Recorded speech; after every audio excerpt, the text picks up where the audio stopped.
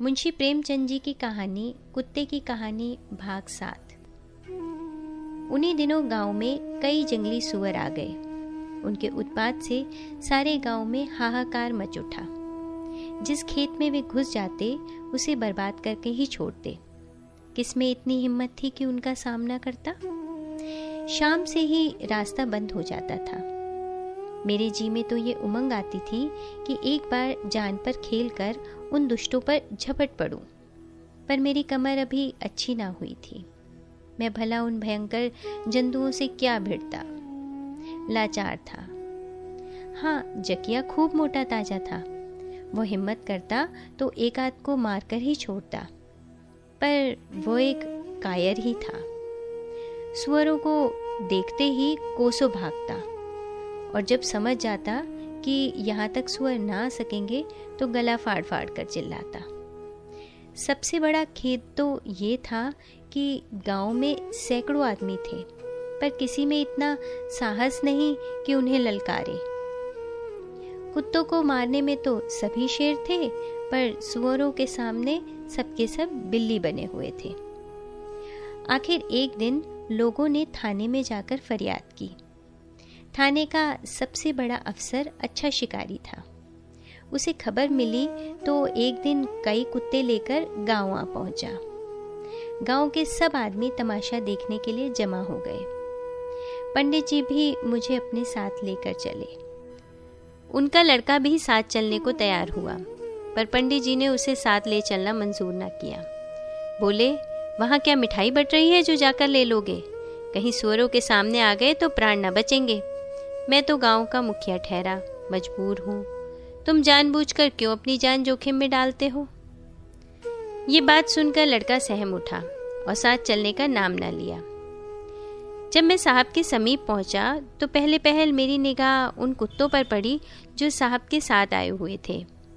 वे सब एक गाड़ी पर बैठे हुए थे, जिसे लोग मोटर कहते थे। अपने उन भाग्यवान भाइयों को देखकर मैं गर्व से फूल उठा। मेरी जाति में भी ऐसे लोग हैं जो इतने बड़े अफसर के साथ मोटर में बैठते हैं। सब के सब कितने साफ सुथरे थे। यहाँ तो वर्षों से नहाने की नौबत ही नहीं आई थी। बालों में हजारों किल्लियां भरी हुई थीं। मैं तो अपने भाइयों को देखकर आनंद से फूला न समाता था, और मूर्ख चकिया उन्हें देख देख कर ऐसे भौं भौं कर रहा था मानो उसके लिए और कोई काम ही ना था। गांव के लोग बराबर मना करते, डांटते, पत्थर मारते, पर वो किसी तरह चुप ना होता था।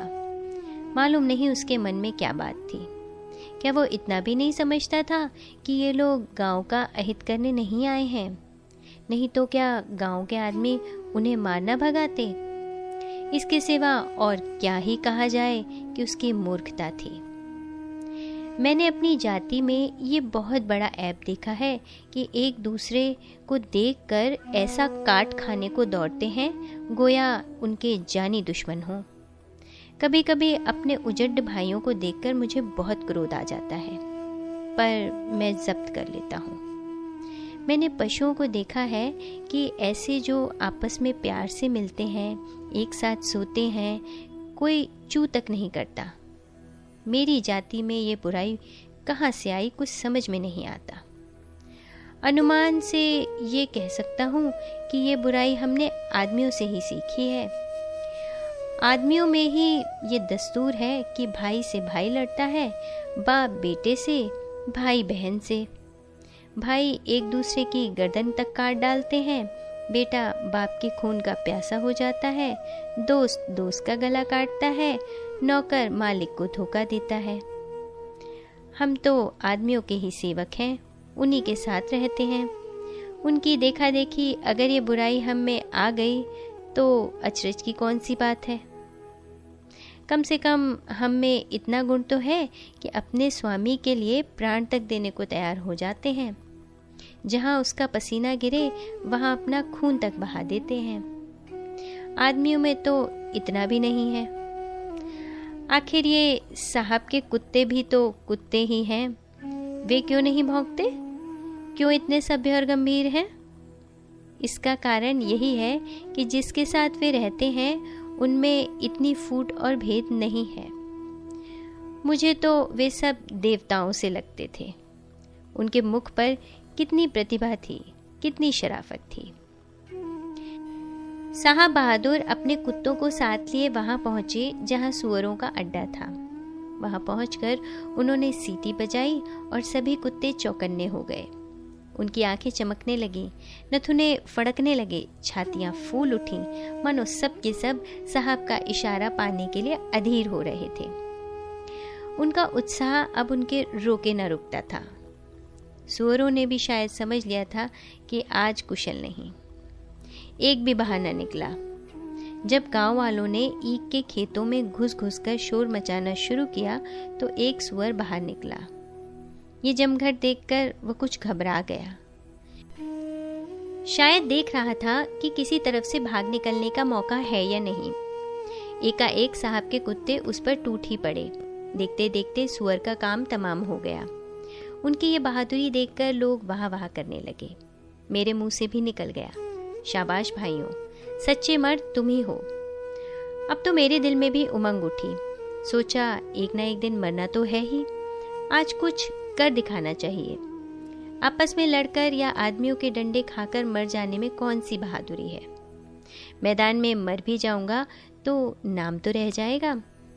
इन कुत्तों को भी मालूम हो जाए कि इस गांव में कोई वीर है। इतने में ही एक दूसरा सुअर सामने से आता दिखाई दिया। विलायती कुत्ते दौड़े, साथ ही मैं भी चला।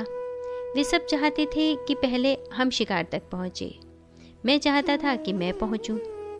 हम सभी जी तोड़कर दौड़े और कुछ ऐसा संयोग हुआ कि सुअर पर पहला वार मेरा ही हुआ। शेष सब कुत्ते पीछे रह गए। अगर सुअर डटकर खड़ा हो जाता तो शायद मुझे भागना ही पड़ता, मगर वो हम लोगों को देखकर कुछ ऐसा घबराया कि सीधा भागा। फिर क्या था, हमने उसे पीछे से नोचना शुरू कर दिया। सबके सब कुछ इस तरह चिपटे कि उसे मारकर ही छोड़ा। अब लोगों को भी मालूम हुआ कि मुझ में भी जीवट है।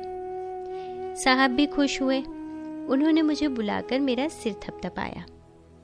पंडित जी भी साहब के पास ही खड़े थे। मेरा सम्मान देखकर खिल उठे। साहब ने पूछा, वेल, ये किसका कुत्ता है? पंडित जी ने हाथ जोड़कर कहा, हुजूर, मेरे यहाँ ही रहता है। साहब बोले, आपका कुत्ता बड़ा बहादुर है। पंडित जी ने कहा, सरकार का इकबाल है। बात पूरी भी ना निकल पाई थी कि एकाएक तीसरा सुअर निकला और साहब पर झपटा। साहब के हाथ पांव फूल गए। यदि एक क्षण की और देरी होती तो सुअर उन्हें जरूर मार डालता। उनके हाथ में बंदूक तो थी, पर वो ऐसे घबरा गए थे कि उसे चला ना सकते थे। मैंने देखा कि मामला नाजुक है। अन्य कुत्ते दूर थे, मैं वहां अकेला ही खड़ा था। सुअर से भिड़ना जान जोखिम था, पर साहब की प्राण रक्षा करना जरूरी था। मैंने पीछे से लपक कर सुअर की टांग पकड़ ली। उसका पीछे फिरना था कि साहब संभल गए और बंदूक चलाई। सुअर तो गिर पड़ा, लेकिन मुझे बुरी तरह घायल कर गया। घंटों होश न रहा कि कहाँ हूँ। जब होश आया तो देखा कि मैं रुई के गद्दे पर लेटा हुआ हूँ और 2-3 आदमी मेरे घाव को धो रहे हैं। मुंशी प्रेमचंद जी की कहानी कुत्ते की कहानी भाग 7। कथावाचक निधि सहगल।